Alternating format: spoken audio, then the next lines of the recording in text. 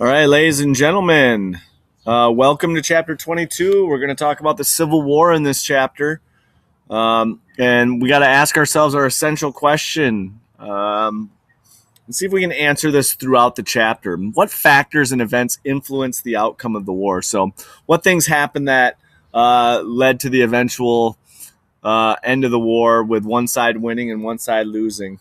So, we're going to take a look at that throughout and see if we can answer that question with some evidence.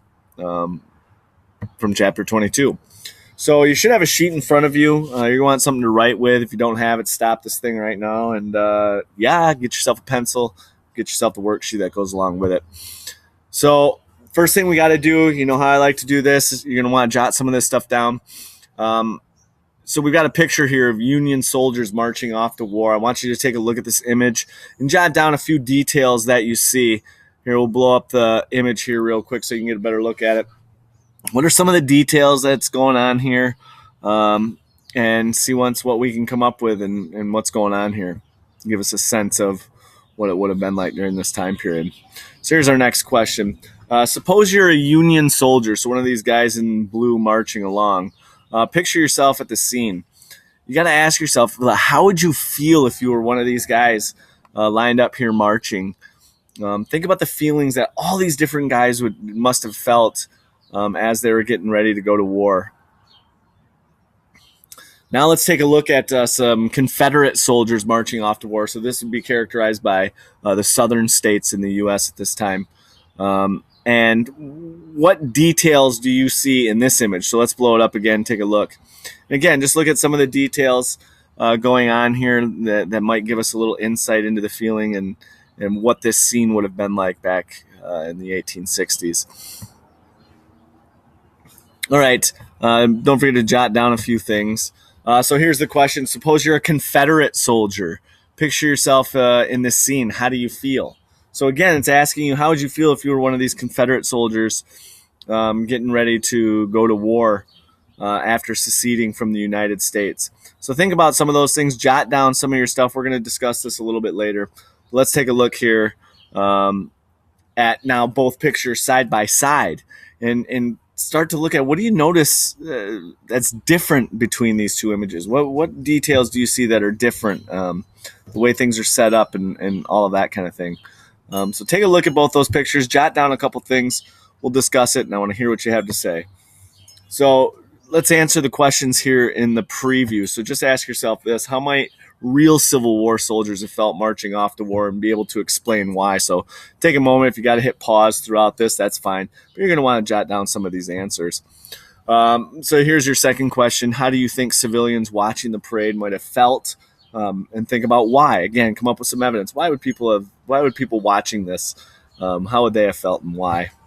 And then as the war progressed, as it went on, how might key events and battles have affected or changed the way soldiers and civilians felt? So as the war goes on and they get a real taste for it, not literally but figuratively in what war is all about, how would that change somebody? How would it change soldiers? And how would it change the way civilians felt? So take a second, ponder that, and see what you can come up with and jot a couple things down. All right, so, let's just quickly talk about the mood at the beginning of the Civil War.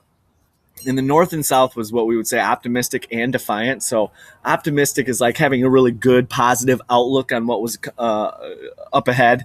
And then defiant is like going against something, defying the rules, defying the odds, and saying we can do anything. We don't have to listen to anybody. And that's the idea of defiance and being defiant. So you got to think about that as we approach this.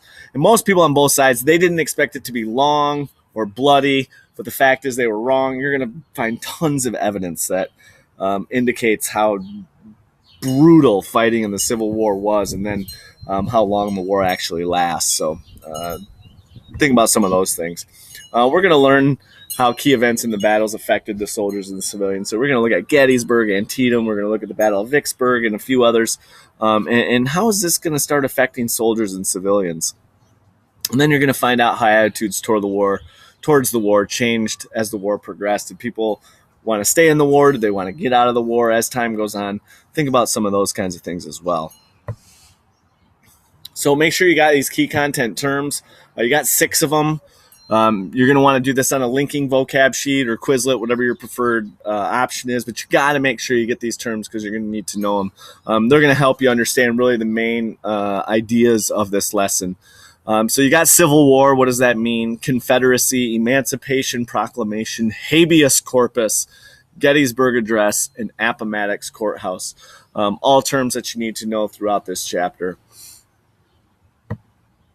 So the essential question again, what factors and events influence the outcome of the Civil War? So maybe if you know something about the Civil War, this would be a time like, I wonder if that really did. And you can think about that. But you want to make sure you read the introduction. If you've already done this, perfect. If you haven't, now is your chance. Read through section 1 in the introduction and answer these questions. You've got, it looks like 4 of them here. At the start of the war, what were Southerners fighting for? And then what were Northerners fighting for? So what were the causes that really gave them purpose to fight? And then what were the attitudes of people on both sides at the beginning of the war? So think about some of those things. And then how might those attitudes have changed as the war went on for several years? So think about attitudes at the beginning of the war on both sides, and then as the war goes on, think about how they changed as it went on for several years. And then how do you think events and battles of the Civil War might have affected soldiers? How might they have affected civilians at home? So as they're hearing about this and as this war is going on and these crazy events are taking place, and these battles, which are hard to believe, how might they have affected soldiers and civilians back at home for that matter? So these are some things that are going to get us started here in chapter 22. So make sure you got this. If you're done with the introduction already, sweet. Go on to the next section, and I will see you soon.